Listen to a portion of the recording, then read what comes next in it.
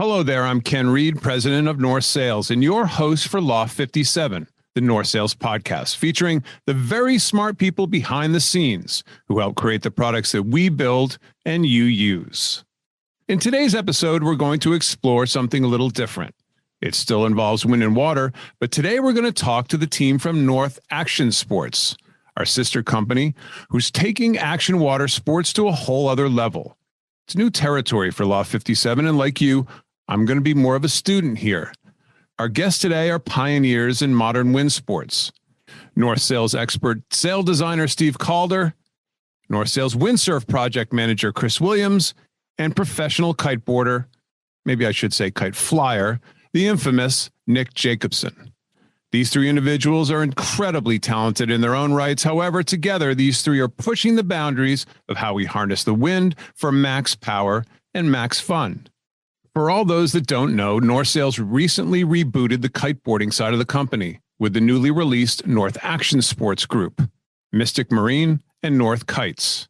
Kites, wings, boards, foils, and now a new series of windsurfer sails, along with all the bits and bobs to make it all happen. The catch for this new windsurfer product, by the way, it's using 3DI. Plenty more to come on that.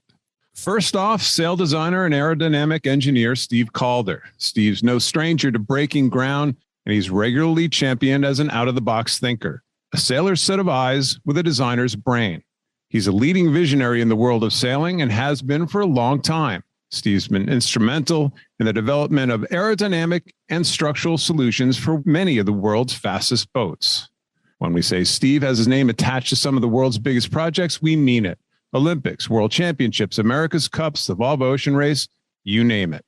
But what's unique about Steve is how his passion for all things wind, along with his son Kai, a pro kiteboarder with an eye towards the next Olympics, led him to the world of kiting. And now Steve is taking his depth of experience in data-driven design and applying it to kite and wing designs as part of the research and development team for the North Kite brand. Plenty more from Steve shortly. Chris Williams is another one of our expert sail designers, taking his love for sailing and windsurfing and marrying them together. Chris has been windsurfing for at least 30 years, so it's only natural that he put up his hand to become the leader of the 3DI windsurfing project that's been in development for the last couple of years. His main focus was to make sure that the new 3DI windsurfing gear could be designed, constructed, and be identically mass-produced at one of our existing sailmaking facilities. Prior to taking on this windsurfing project, Chris was a sail designer for 25 years, which allowed him to be part of hundreds of incredible projects from moths to super yachts. Our third guest, well, like I said earlier, if you followed extreme sports or kiting the last few years, chances are you know exactly who Nick Jacobsen is. And for those who don't, Nick is currently a North Sales kite athlete and has definitely left a mark on the kiting world. From winning King of the Air in 2017 to claiming multiple big air records, including jumping off the world's highest hotel in Dubai, Nick, for all intents and purposes, is a daredevil. And I'll date myself and call him maybe a modern-day Evel Knievel. His riding style, knowledge, experience, and love for the sport of kiting has very much helped the sport grow. And like Steve and Chris, Nick is a pioneer in this sport and a role model for the generations to come. Nick, Chris, and Steve, welcome to Loft 57. Thanks, Kenny. Thank you very much. All right, Steve and Chris, we're going to start with you. A couple quick questions. Steve, now this is a layman's question, but why is North Sales involvement so interesting or even revolutionary in windsurfing and kite surfing? Is this a natural progression for North Sales to be involved? Well, I think it's a natural fit for sure. North Sales is all about wind engineering and building high performance foils to be able to take advantage of the wind. And so it's for sure, it's a natural fit. Absolutely. And Chris, like so many technically driven parts of our sport, is the goal with this windsurf project just simply lighter, stronger, faster, or is there more to it than that? I think by using 3DI, we just ended up being lighter, hopefully faster, and we're definitely stronger than any of the other sails. And the fact that we're using technology that's 20 or 30 years newer than what most sailmakers are using for windsurfing. Steve and Chris, are the developments with the windsurfing sails and kites, Are they a trickle down of historical North Sails projects, or is this breaking new ground? Could this be seen as trickle up into what we're going to see into North Sails projects going forward? Chris, let's start with you. That's a good question, Kenny. And I think it goes both ways. The America's Cup and the Volvo projects that North's involved in have helped develop the 3DI product to where it is now. But at the same time, 3DI tapes and the orientation that we're using them in the windsurf sails is being applied already to the 49er class, for example. So into the Olympic sails and the smaller one design boats as well. And Steve, on the kite side of things, what do you think? Yeah, in the beginning, when we started this project, it was all definitely trickled down from some of the existing technology and so on that North Sails has already been involved in. But this is quickly turning around with some of the material development that we're working on currently, that it's actually going to feed back into North Sails, especially in some of the tape manufacturing and so on. And I also think too, Kenny, that, some of the America's Cup teams would want to look very closely at some of the stuff we're doing as far as fairings are concerned and some of the technology, the stiffness of these fairings that we're able to generate with some of the technology, the seaming, all that sort of thing that goes along with what we're working on currently. It's pretty exciting where we're at. All right, much more on this in a minute. Nick, those of us who are neophytes in the kiting world, and Lord knows I keep saying I want to learn how to do it. Tell us the truth. Can you really tell a difference between one kite and another? Because they all look kind of the same to me. Like for me, all sails on a boat looks sort of the same to me. And I'm pretty sure they aren't. So yeah, the question is, you can definitely feel it. I think you definitely would need some experience. I would say 2 or 3 years before you can actually start feeling the difference between like a 100% C-shaped kite and a hybrid or SLE kite. So definitely you can feel the difference. Do you give a lot of feedback on the product, like next year's product or the product that you're looking to compete in? Or do you take what's off the shelf that the work's been done for you? Yeah, well, I guess that's kind of why we are here on the North team as well, to come with our knowledge and experience. I've been kiting for 20 years and, well, I think I can feel what exactly I would need in a kite and what I think people would love to see in a bigger kite or on a freestyle kite. So working with Uli and Hugh and all the guys at the R&D development section, it's such a cool experience for me too, because they know exactly what they're talking about and they know how to ask all the team riders for feedback. And they know exactly what to adjust in the bridle setups, on the lines and the wingtips and stuff. So we try to give them as much feedback as we can, but they're pretty into kiting themselves. So they really do know what they have to change to make the kite perfect. I've been to their shop right outside of Auckland. I know exactly what you're talking about. It's just a cool vibe. Yeah, right. Place. Yeah. How did you get into this? Many years ago, I remember we did a small road trip in Cape Town in South Africa. And we noticed this little dune on the beach, and the wind was pretty light that day, like I would say 10 to 12 knots. So we couldn't really get going on a twin-tip board, on a kiteboard. So we were all just running up, like me and my friends back then, we were running up that dune and then launching off it. And then we would fly, I don't know, like 10 feet up in the air and land like softly on the beach. I kind of felt like we had to like top that somehow. And I think that's where it all started, like 15, 16, 17 years ago. Chris, let's talk windsurfing here. You're on the spot. Explain for a non-windsurfer how groundbreaking this new windsurfing product is. How different really is it? Give us some specifics. Let's talk about a little bit of the technical detail here. Well, even for the windsurfers, I think they're extremely surprised when they see these sails. They are feeling for the first time. All our sail samples that went out, people have been blown away by how light and how lively these sails feel in the water. Most windsurf sails are made from plastic panels that have been cut out, the same way that we used to make sails in the late 80s and early 90s. Now, a lot of technology has moved on in the last 30 years. You wouldn't buy a new car that was built in 1990 for sure these days. And just like cars and planes have moved on, so is sail making. And so the sails are a lot more dynamic, they're a lot lighter, and they're going to be stronger and a really good value for all of our clients.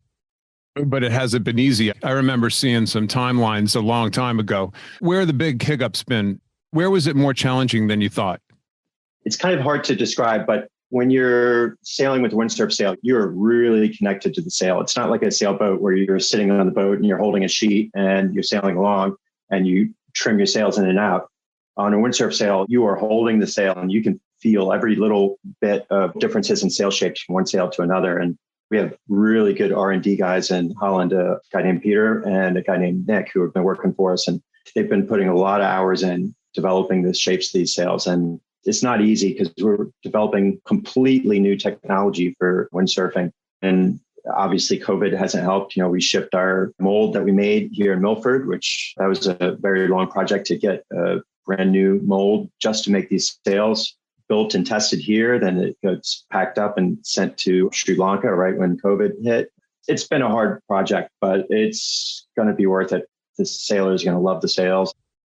So we, meaning sailors in general, have a pretty good idea of what 3DI is and how groundbreaking it's been in the sailing world. So let's just skip ahead one small portion and go to the shaping part of it. You mentioned mold in that answer. Can you just explain to people how these sails are shaped and why it's completely different from any other windsurfing sail on the planet? Yeah, and that's part of the magic, I think. And North's been molding sails since 1992. So we've been doing it for a long time. It's unique to North sails. We couldn't use the big molds that North normally uses just because these sails are so much smaller. And we needed that really accurate repeatability and refinement of our sail shapes. And then they have to sit and cure just like the other product that North Sails makes. Testing, recutting, testing, repeat. How many prototypes would you go through? Yeah, it's about 300 sails, maybe more. 300? So yes. Wow. It's been a lot of refinement. Surprised me. It surprised me too. That's part of the development process and getting those sails out on the water and just little tiny millimeter changes in sail shapes. It makes a massive difference in windsurf sails. I'm shocked by how perfect the sails have to be to really work well. Well, Chris, where would somebody find out more about this project and these sails and how to get them? We're going to be launching the product towards the end of March, and our website's going to go live. We'll be launching our Wave products first, followed by some free race sails, and our racing products will be coming out later on in the year as well. Same thing with our masts, booms will eventually be coming out later on in the year. Yeah, it's like Terry Kohler's engine above the deck. We have sort of the engine above the board approach that we're trying to take to give windsurfers the best engine they can to drive their boards. Well, I haven't seen these. I've seen some photos. I have to admit to a sneak peek. And Chris, congratulations. Just spectacular. Like the old saying goes, if they go as good as they look, you're in great shape. Thanks, Kenny. All right, on to Steve Calder. And we're going to start talking some kites now. And I would say most of the sailing world is familiar with Steve, especially in the performance side, but not maybe on the kite side. So how did you get hooked in this kiting thing? Talk a little bit about your son. Last time I looked, you were winning a medal in the soling class. So kiting might be as far from the soling as you could possibly get. The kite was a thing that I stumbled onto because my son got excited about it. He didn't want to know anything about the Optimus dinghy. And one day I picked him up from school and he said, "Hey, Dad, let's go to the beach and see what my buddies are doing." And they had a trainer kite. And well, that was the beginning of the end. That's where it all started. And here we are today. He's a pretty accomplished kiter in kind of all disciplines. I don't think he's going to jump as high as Nick does, but I'll guarantee he's probably going to go just as fast or faster. He's all into the racing thing right now.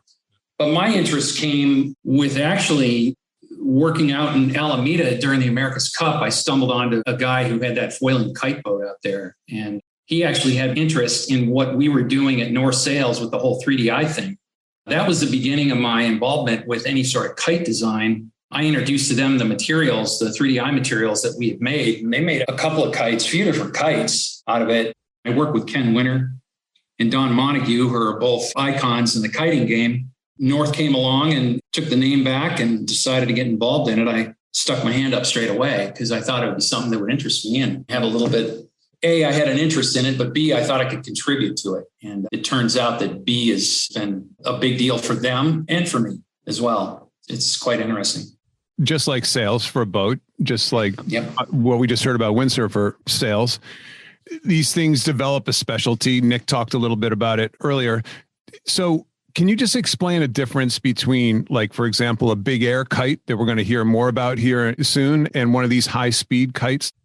I think for the sailors that are listening here, probably the easiest thing to equate it to, Kenny, is like the difference between a spinnaker and a gennaker. A gennaker operates in a flow situation, whereas a spinnaker operates a little bit more in a drag situation. There's a lot of lift. Nick would call it hang time, if you will, with the ability to steer and be in control, quite stable. We know a spinnaker that's archy in the edges is quite stable. One that's straight in the edges is a good reaching sail, good at higher apparent wind speeds and in a flow situation. So that, in essence, is kind of a way to appreciate the differences between some of these kites that exist.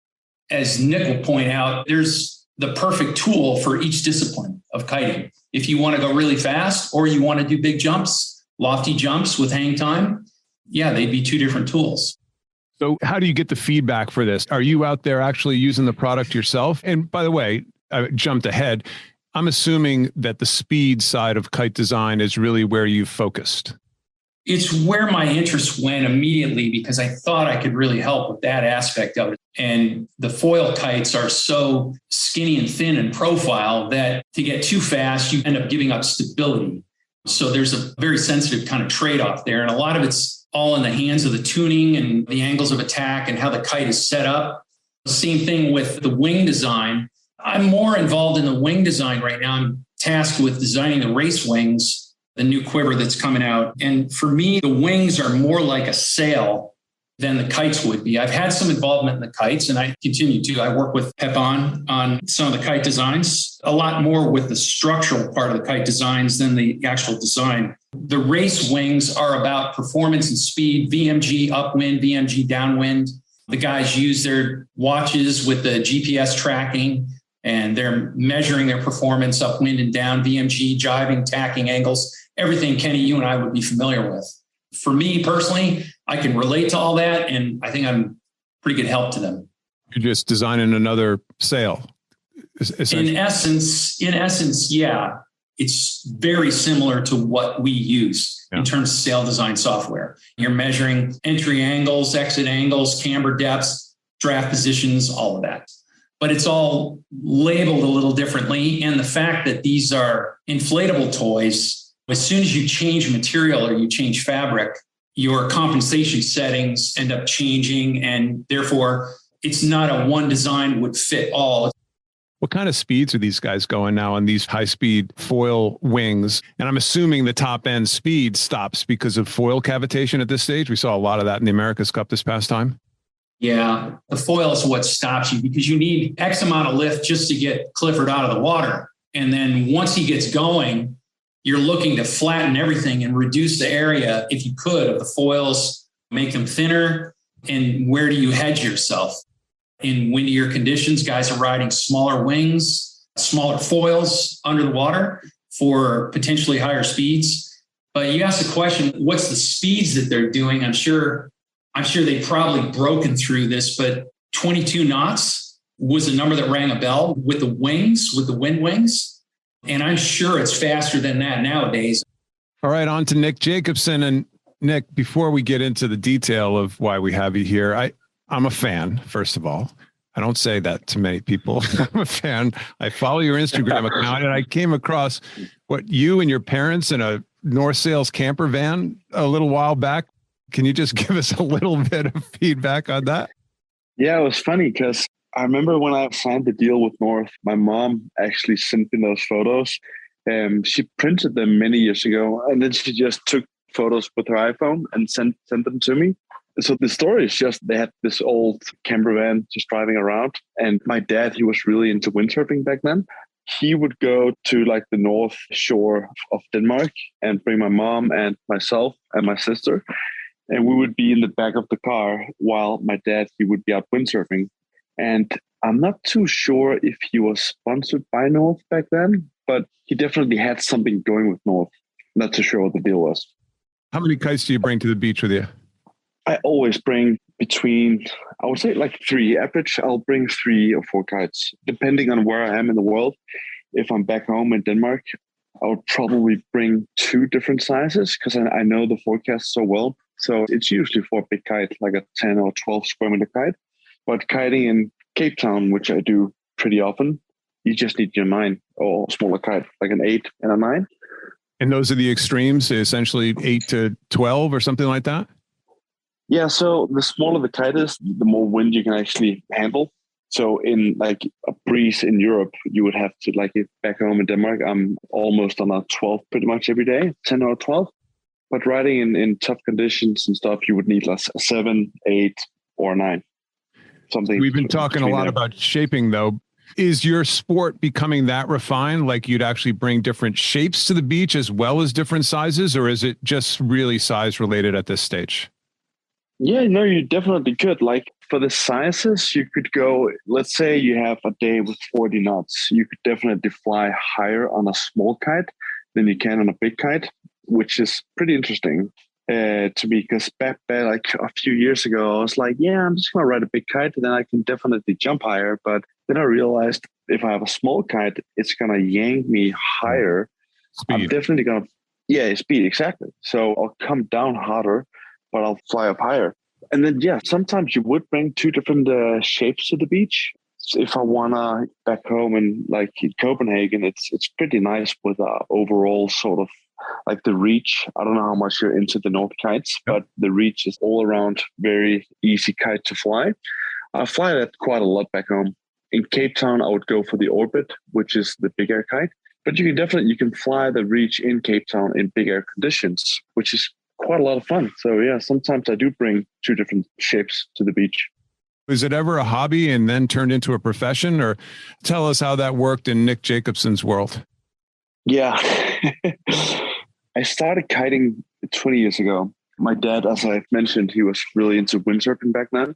And when I finished the basic schools back home, I went to Cape Town to visit my dad because he just moved there to start his business and to windsurf, basically. So I went there with one goal in mind, and that was to learn how to windsurf. And I took half a year out of school. I went back and then I had picked up kiting instead of windsurfing. And then we had an instructor for like a week, just him and myself. And that's how we picked it up back then. And I was supposed to start school and college and all that stuff when I got back from Cape Town. But yeah, that didn't really happen because I just stuck to... Were your parents okay with this decision? Because I'm not sure if my daughter came to me with, by the way, Dad, I'm going to become a kite bum. Yeah, I didn't think that of it back then. I was 16 years old and I had no idea what I was going to have for dinner. I mean, it's not like you plan ahead in that age. So I think I was just like, I'm going to go with the flow. And I picked up a sponsor by Quicksilver back then. And they gave me a few free t-shirts. And I was, just over the moon about, oh man, look at this. I got three t-shirts. Yeah, I can see it now. Definitely. I guess my mom's take on it back then was, okay, let's just give him another half a year, another year or something. And then let's have a status when we reach that and then see how far he went. I think I just picked it up pretty quickly because I was so into it. I just couldn't stop thinking about kiting.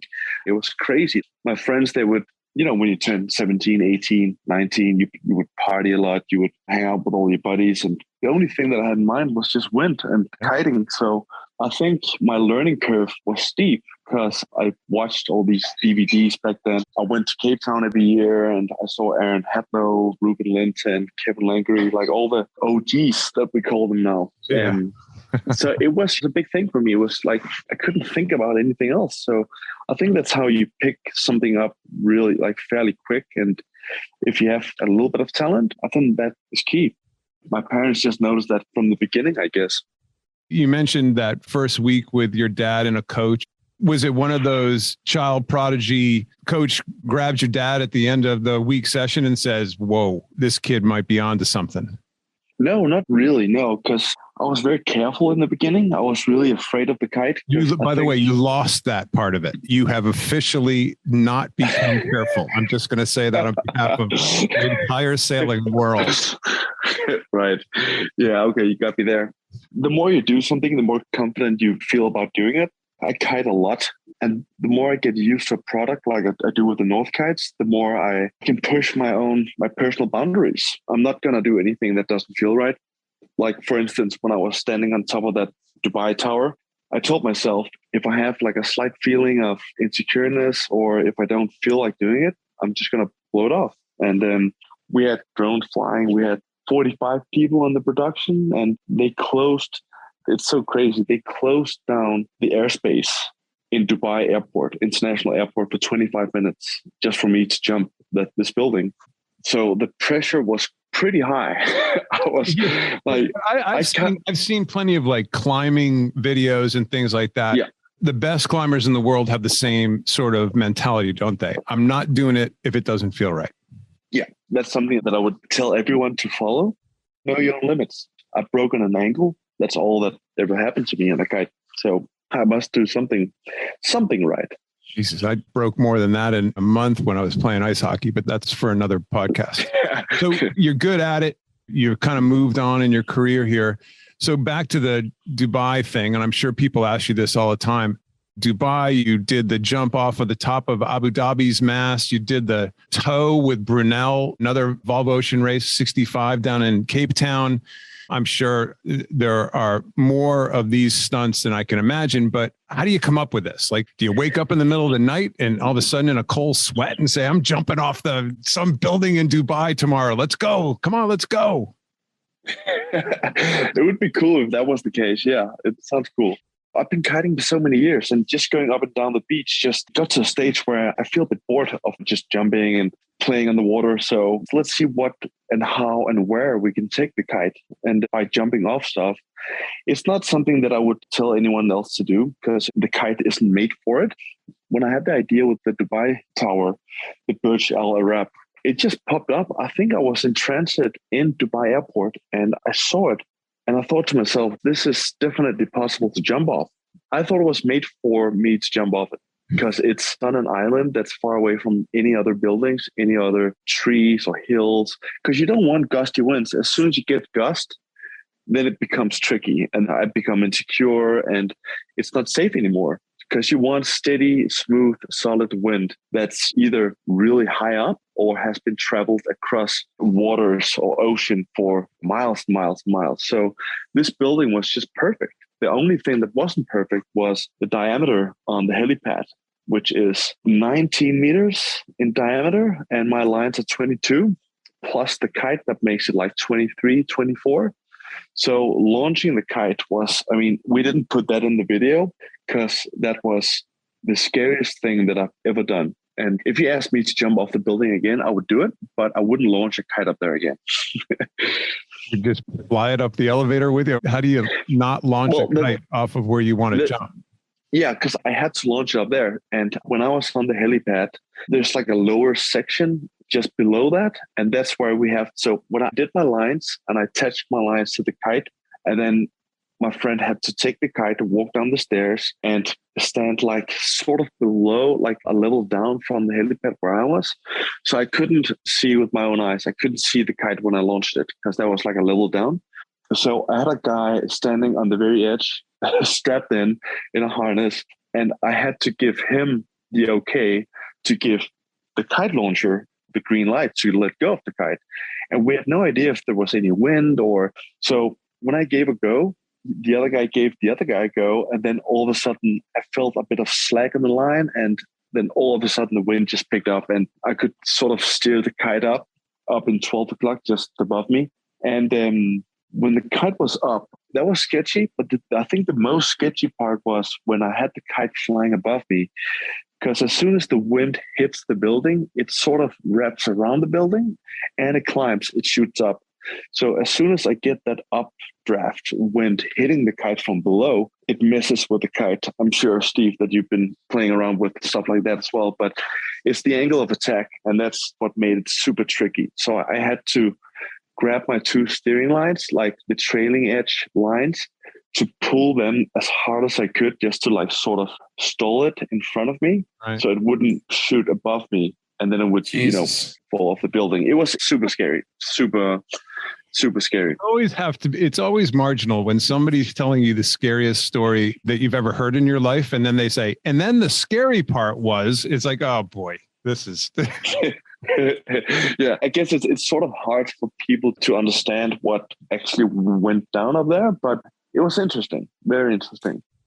You also do competition, but it's all air related competition, right? You're not into the speed side of it. So what would you rather do? What floats your boat more? Like doing one of these big crazy stunts or one of these King of the Air style competitions? Big stunts, definitely. I think I don't want to focus too much on those big crazy stunts anymore. For me, they've never been crazy because I've done my homework every single time. I would rather try and focus a bit more on inspiring the youth and getting into the sport because it's quite an amazing sport. Do you have anything crazy planned for the near future? Yeah, I want to do a bit more with boats, and I do have. So I had the world record in a tow up with a kite behind the Brunel boat, which was 277 meters. And that just got beaten, funny enough, a month ago. So I guess you can do the math. Okay, so now that I thought about it, does this have to do with mast height or speed? This has to do with speed, upwind, directly into the wind sort of speed, because I need to get towed up behind the boat. So I want wind in my back. So what we did in Cape Town back then with the Brunel boat, we went 45 degrees toward the wind because you can't really go directly into the wind. We just need a super long rope, preferably Dyneema 1.8 or something, because you don't want a fat line that causes slack in the line. So at some point, you just can't go higher. So you want a thin line, a strong thin line, and a guy who can operate the winch on the boat, and a really good captain and a big boat. Okay. Seriously, I'm queasy just thinking about this. Well, I put it out there now. Well, yeah, exactly. We all get a percentage out of this. I don't know what a percentage of zero is still zero, but anyway, maybe, Steve and Chris, maybe we talk to our America's Cup friends and get them to tow behind an America's Cup boat going upwind with a really long rope going 42 knots VMG. Get real high. That's it. There you go. All right.